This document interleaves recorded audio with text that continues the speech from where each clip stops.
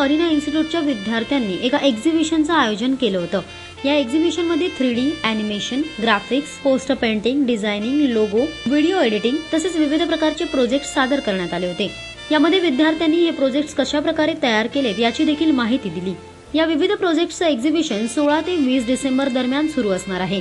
यावेळी विद्यार्थ्यांकडून तयार करण्यात आलेले विविध प्रोजेक्ट्स, 3D ॲक्टिव्हिटीज तसेच शॉर्ट फिल्म्स दाखवण्यात आल्या। 3D ॲनिमेशन प्रदर्शन पाहण्यासाठी प्रेक्षकांनी मोठ्या संख्येने अरिना इन्स्टिट्यूटमध्ये गर्दी केलेली पाहायला मिळते।